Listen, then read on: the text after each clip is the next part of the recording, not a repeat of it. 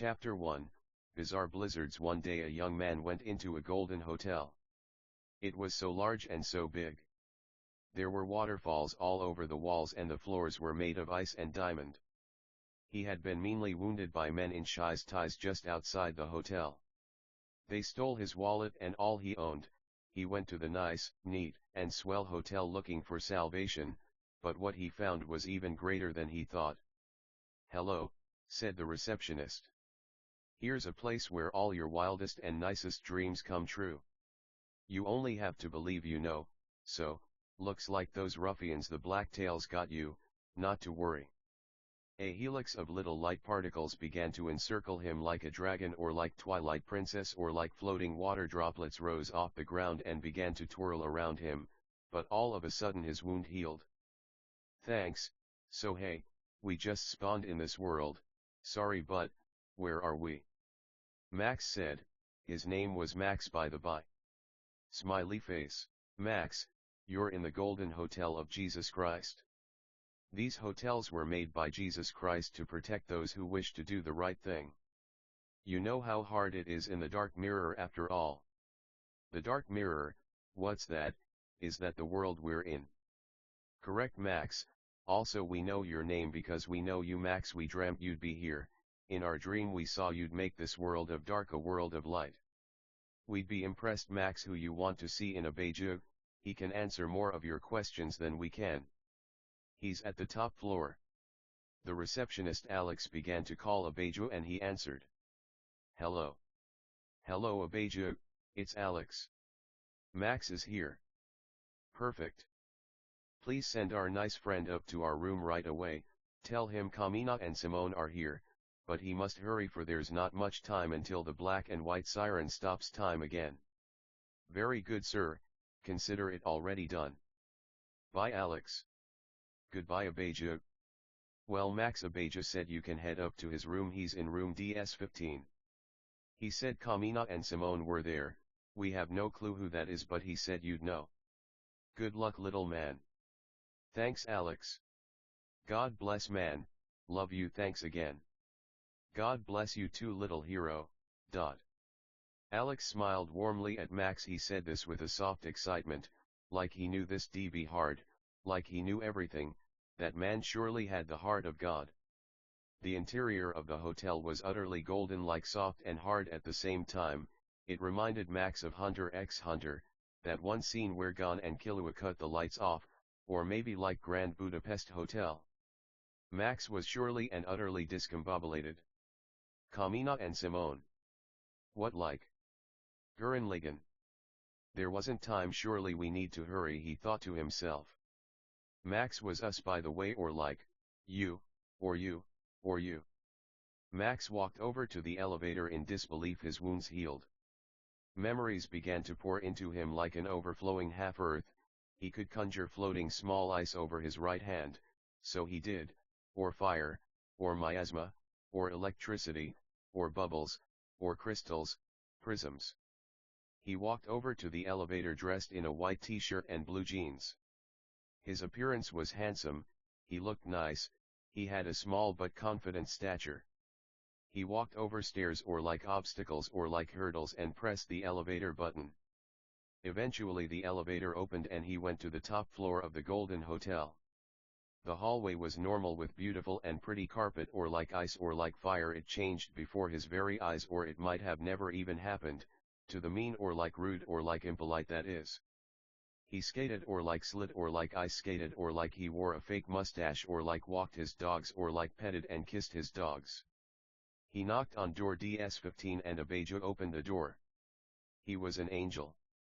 He had large, luxurious, white, feathery wings. Behind him were two little white figures, like the god from FMA. When Max entered the room it stayed the same size, or like got infinitely larger, or like the TARDIS, or like, yeah man, it was fucking crazy. Sorry for cursing, by the way, but we curse, so yeah, if fucking you don't, cool. Please stay awesome and please read another book. The Bible might be a good option. Hi Abeju, we're Max. They shook hands. So we guess you guys are Kamina and Simone. They became drills, but began to speak. And like we don't curse too much, so that's good.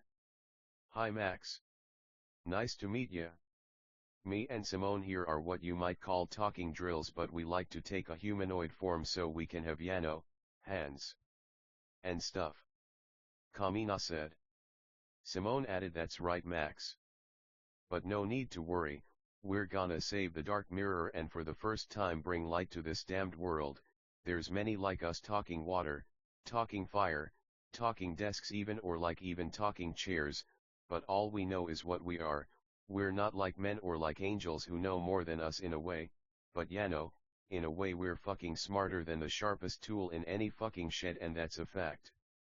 He gave a thumbs up and shape-shifted. He continued, we can even look just like human beings. But we figured you'd find it kind of funny if we appeared looking like this, like God in a way, for aren't we all God in a way? When we know one is all and all is one, we become limitless, but you maximum. You're special. It's rare for human beings to be nice or like neat, so we feel in a way you've been chosen to save mankind and the fate of every alien race.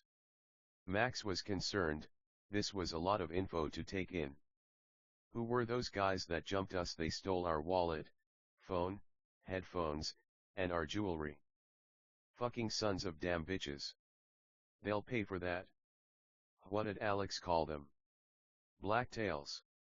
They were like giant monsters, but like silhouettes. We just appeared by the old rundown fountain, hardly working, but still pouring out water, we guess. But then, those things saw us or like attacked us. We guess Alex couldn't see because the doors of the hotel were opaque. Then they ran away and we limped over to those automatic doors, but then we saw this beautiful lobby. Was there a ceiling? Things are so hard to remember sometimes. Alex, was he one of these alien guys? He looked pretty human, but that technique he used, oh yeah. Why does our memory keep cutting off stuff? We remember we were fighting, we guess blacktails, or we might have dreamt it. It's like our memories are all gone. If they were even there to begin with in the first place. Max. Abeja waved his hand in front of Max's face. Earth to Max, he said in a funny, almost robotic voice. These guys who jumped you, Max, how big were they? Abeja said. Enormous. Max replied. They were at least double our height. They were fucking gross, blacktails, huh? That's right. Abeja said in a quiet, confident tone. He pulled up a digital screen, or like many, with pictures of blacktails with descriptions of their height, weight, where they're found, and powers. Of course, everything isn't hard enough already, we guess. Blacktails can range from nearly microscopic to the size of buildings, or even planets. If we don't stop them, they won't just destroy Dark Mirror but all the planets in the universe as well. We know you're a skilled magic user, Max. More skilled than anyone, whereas we all have our areas of expertise. You seem to be able to conjure anything, but you must hone and sharpen your skills. Blacktails don't play around. There are human colonies all over Dark Mirror.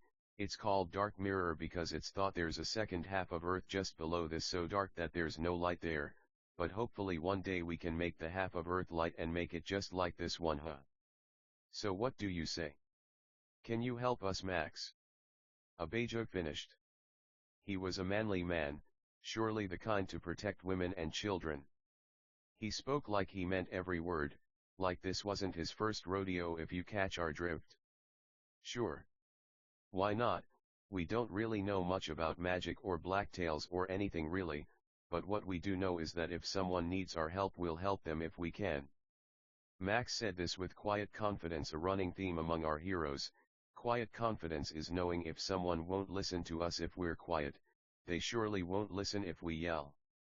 So listen, Max, we've got a game plan for 15 Maple Avenue. We know a drug deal's going down here between the Darktails. We figured we bust in the warehouse, kick some ass and flush the drugs down the drain. Kamina said. He seemed happy and excited. Max was sure he was a skilled and competent warrior, someone who wouldn't back down from a fight no matter what. So no offense, but like, where are the police? Max said. No police, no one really knows where this planet came from. We were notified of its existence just yesterday, that's when we figure it was made. There are small pockets of humans all over Black Mirror. They reside near golden hotels, but they're so scared of dark tales, or black tales, they won't enter them, or if they do they usually don't stay long. That's what makes you different, Max. You're not afraid of these guys, and it looks like you even got some superpowers there just to show 'em what for. Max laughed. We love to see it, nice people doing the right thing. We gotta admit though, we don't remember much of anything, even we know it's unlikely for everyone to do the right thing in this world. That's so fucking mad to us. You can be happy and safe, but instead you choose to live poor, fucking depressed because a bunch of fucking monsters tell you to. Could never be us. Max said. He seemed kind of angry, tears began to stream down his face. The other men felt for him. It must have been hard. They came from alien races where it seemed everyone was nice, but he was different. Maybe had he been the only man it would have been different, but he wasn't. There were men, and they usually fucking weren't the nicest, but sometimes. But we're sure he pitied the women and children too. So when's this supposed to take place? Max said with quiet confidence. We'll be sure to be there no matter what. He raised his arm in the air and made a triumphant fist with it. Don't oppress the poor because they're poor. This Bible verse flashed into Max's head, but he didn't know what the Bible was or anything, but he knew it was true. Well, Max, it's tomorrow night, take our advice, get some fucking shut-eye.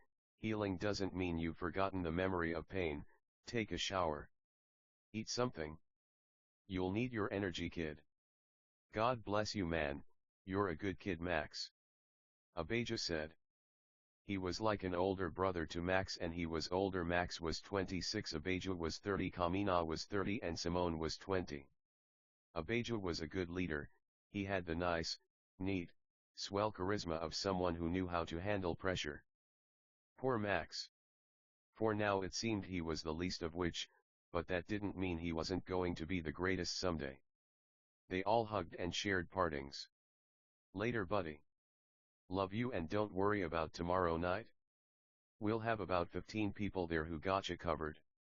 We know you're just getting used to your powers. You might not seem that strong, but your ability to conjure anything is an invaluable asset. Abijah was very bubbly and upbeat when he said this, but then he began to cry, got really quiet and serious, and hugged Max really hard. He said, listen, we love you, you're the greatest, don't let anyone tell you otherwise.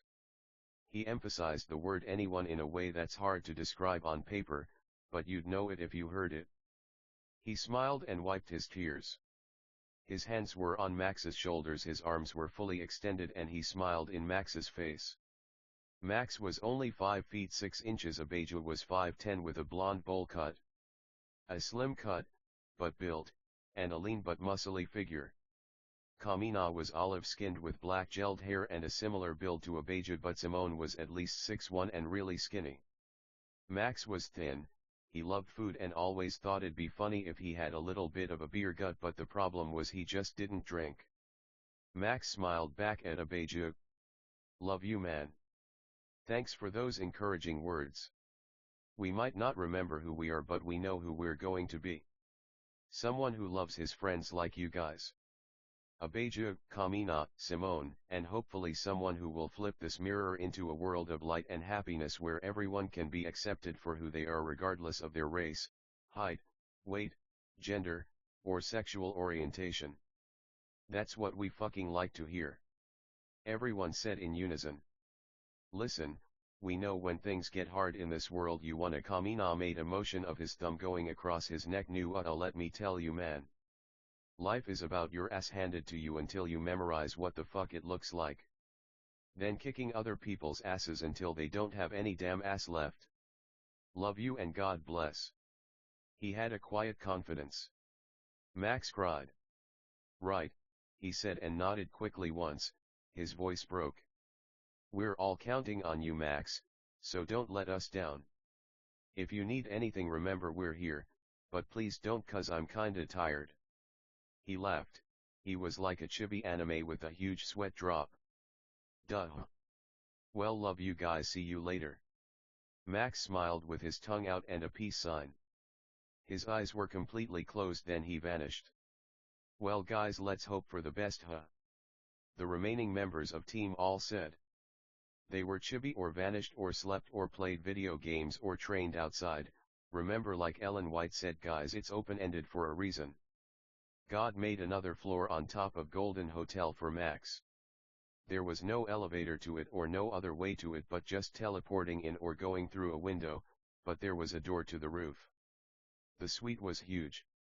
It had little stairs that boxed the area that lead to a lower floor about a foot down. It had a huge luxurious bed with fine sheets and super soft sheets and blankets with high thread counts. It had a fridge in a wooden wall that blended in seamlessly with lots of food and drinks. It had a personal pool and hot tub with tons of video games and a high-tech desktop with a water-powered build with rainbow lights. There were huge red curtains that elegantly folded into themselves that tied at the middle. The floorboards were polished wood that looked kind of burnt in places. Max was near where a door would be and he walked over to his bed and sat on it. Tomorrow night, huh? We hope we'll be able to help. We can barely produce any puffs of fire or splashes of water. We might just have to watch, or like conjure someone a sandwich or something. Max began to cry. He cried all the time. He turned the TV on and started watching Dragon Ball. He saw how Goku said, "Oh man, it's not like we can fly or anything," he cried. "Goku," he thought humorously and a little disheartedly, "how far you came, friend. You can do anything if you set your mind to it. You were flying in DBZ, so we just have to be patient and take our time with stuff. We're like you, Goku, we don't feel so strong now, but one day we will." Max chose Dragon Ball because it had the scene in the beginning of the first episode. Contradictions contradict, friends. How does Max know Dragon Ball if he doesn't have any memories? They might flash into his head like lightnings at night's fall, or like tears, or like fucking shooting stars, or like apples off trees. Wind by Naruto is a good song. It teaches us the value of pain, friendship, adventure, and fighting. Listen to it if you get the chance. Max had ice cigarettes. They were literally just sticks of ice, but with magic he could inhale, and ice dust and particles that glowed and glittered would fill his lungs to calm him down. Oh kids, he thought, he loved to smoke, but the cigarettes had fake smoke, but his kids didn't know what he meant, so to break it down or fucking demonstrate or like condescend even, he made these cigarettes. Fire cigarettes were sticks of fire that produced fire sparks and glitter, or even threw flames that were huge. Electricity cigarettes tingled his lungs as the electricity would dance, bounce, jump, and drip on the inside of his iron lungs, or diamond or ruby or emerald or sapphire. He took a toke of his ice cigarette while lying on his back and blew the ice dust up. "Where are you now, kids?" Max wept. He had memories of raising children. They were a rowdy, rambunctious lot. They were poor orphans he adopted in a place a lot like Dark Mirror, probably more dark than black, 'cause that's a really popular show, but God bless, they squatted in an abandoned factory. He actually found them all in a box. They were dogs at first, but he made them people. They were all girls, 7. They were poor but taught them to play music, to street perform for food. When Max got magic powers, he moved them to the Arctic because he wanted to live in an igloo, and that's where they lived. Elizabeth, Ashley, Alexandra, Lindsay, Angel, Diana, and Ellen. Max was an orphan too. He was 10 when he adopted them. Him and God helped raise the kids. The kids fought with God a lot like Job's kids, but they were good kids. He loved them, they just had some chips on their shoulders, that's all. Elizabeth liked dogs a lot. She also loved code geass and exercising. She wasn't afraid of anything, and she liked fire the most, so we can also call her Fire. Ashley was tall and loved fashion and modeling. She always had big dreams of being a model and wearing expensive clothes. Nothing wrong with that. She loved water, so we'll call her Water. Alexandra was tall too and blonde. She loved hanging on trees and reading Max's Dark Academy series he'd write on a laptop he got from playing music. She loved fishing and camping too. She liked electricity, so we'll call her Spark. Lindsay was a bookworm. She liked learning about world affairs and was very cautious to avoid doing drugs and alcohol. She never even tasted one of the cigarettes. She liked the forest and fishing and camping too. She loved green light and leaves, so we'll call her Leaves. Angel loved video games. She had a Switch she took with her everywhere she went. They lived near a river, so that's how they bathed. If they were lucky, they could get a fire going to boil some water to get it hotter. She loved camping too, but usually just sat at the camp playing her video games. She liked ice, so we'll also call her Ice. Diana was tall and loved to sing. She loved Britain and fish and chips, Big Ben, the London Eye and Princess Diana, who is who Max named her after. She loved playing Mario Kart with Angel, and she loved playing as Baby Mario, but Angel usually picked Baby Luigi. Diana loved the idea of royalty and she hoped to go to heaven one day. They did go, but there was an earthquake that knocked Max out of heaven down to the dark mirror. Diana loved light, so we'll call her Light. Last but not least was Ellen. She also loved Mario Kart but preferred Smash Brothers. She loved her igloo and had posters of Justin Bieber all over her walls. Everything was made of ice, but it was the only conceivable place Max could think to go without the bad influence of the world. He also didn't like taxes, so that helped. Ellen conjured little icebergs and Mario characters no bigger than a thumb for Max and her sisters. Max kept them in a glass case in his room. Max was single. He felt like he didn't have time to date with all his children. Ellen loved shadows, so we can call her Ultraviolet, Blacklight, Shadow, Moon, or something like that. Max laid on the bed and looked up at the ceiling about 20 feet above him. He had white sock on, blue jeans, a white t-shirt, and as he took another toke of his ice cigarette he thought about what Kamina said. We're all inanimate objects who kind of came to life. No need to look at the beginning of the book, he said something like that. Maybe Max dreamt it, or the conversation was longer than we thought, who knows man. Anyway, back to our regularly scheduled programming. Max took another hit of his ice cigarette. As he looked at the snowflakes in front of his face, the background blurred and he focused on the individual snowflakes. Some were spider webs. Some were spirals. Some were dragons or like Ouroboroses, some were horses or like ducks. Kids, we don't know how Maxie ended up here, but we know he'll get home one day. Max didn't like to be called dad like a modern Atticus Finch. He knew God was the only true father. Max picked up a book next to him. The Fault in Our Stars. He loved this book a lot. He read it to his kids. It's a heartbreaking tale about love, tragedy, and the value of strength and living without someone we love. He read the first chapter, noting the excellent vernacular, nice imagery, and interesting characters. The only difference was this was a fake story and that was real life. No, just kidding, we just love John Green. It's hard to know the difference between the real and the fake sometimes. Max began doing push-ups. He had a cross necklace and would blow fire at the fireproof wooden glossy panels. They were already burned anyway. Max could conjure about 20 feet of 3-inch fire.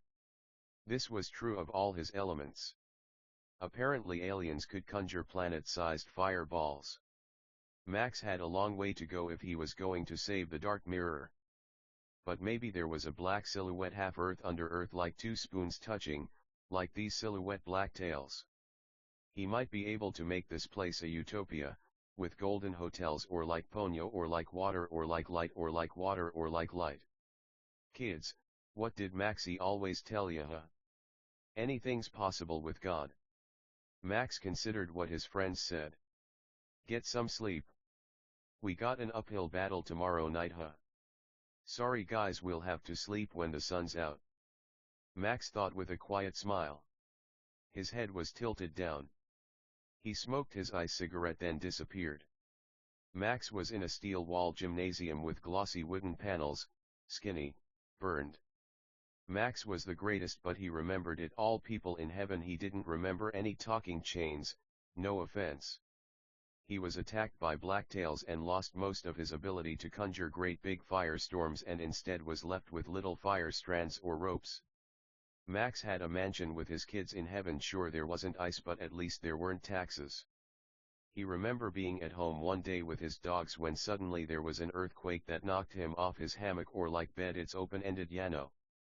His cigarette fell out his mouth and the sky turned blood red and dripped blood like rain. The blacktails started attacking people and Max fought them with a lot of might, but they overpowered him and he fell out of heaven like that old story of Lucifer in the Bible, but the difference was Max was a good man, no angel. So like Mario in Super Mario Galaxy, he fell away and well, we know the rest of the story. He was near a broken fountain with chunks of the outer concrete edge missing that wasn't making too much water when the blacktails came and beat him up. At this point he lost a lot of his memories. Even now his memory wasn't very good, though through no fault of his own. They stole his stuff, his phone, his wallet, his earphones, and left him with a huge wound through his stomach. With unbelievable strength he walked, or like Yano, if it's too unrealistic we crawled, or like Yano, it's just we're pretty sure we said walked at first, but no worries, it's open-ended for a reason, man. When the blacktails stole Max's stuff, they ran away, so there was the Black Knight Street.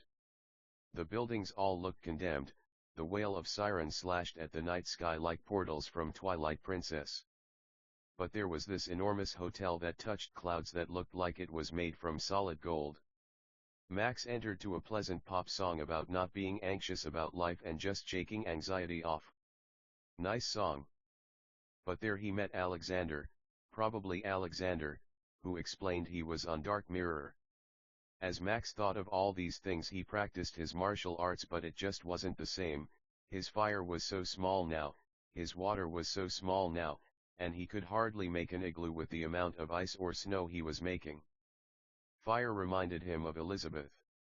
They were all his favorite in a way. She loved the unpredictability of fire. The warmth, the heat, the way it could light up any tundra. Poor Elizabeth. Even now Max wished Elizabeth could hear him so she could know everything would be okay in the end. How can we not talk about family when family's all that we got? God bless Wiz. Elizabeth, it'd be selfish not to think of her. We're not the best, it's just sometimes we get scared. Wicked people might ask why 7 girls, why not boys? As stupid as the wicked act, it's strange they could even think of this question. Well, we wanted girls. We felt like it's what we wanted, though we love men too. It's not that complicated at all. We might like girls more than boys, probably that's it. We always have, just makes us happier, we guess. Max's backstory is a little complicated. Max was also just a simple dog. But God raised him. The problem was God was poor too, no one knew he was God. Max was taught music and the hardships and difficulties of life. Max named Elizabeth after Queen Elizabeth II, for she loved the Queen a lot. Sometimes things might not always make sense, but that doesn't mean we shouldn't say it. In fact, it's the complete opposite. If we said things that always made sense, how boring would that be? Max listened to Nightmare by Halsey while training. It's a really nice song about the tragedies of what society expects us to be and how if we break out of their mold we might make a self-empowered, self-loving anthem to our tragic, but beautiful life.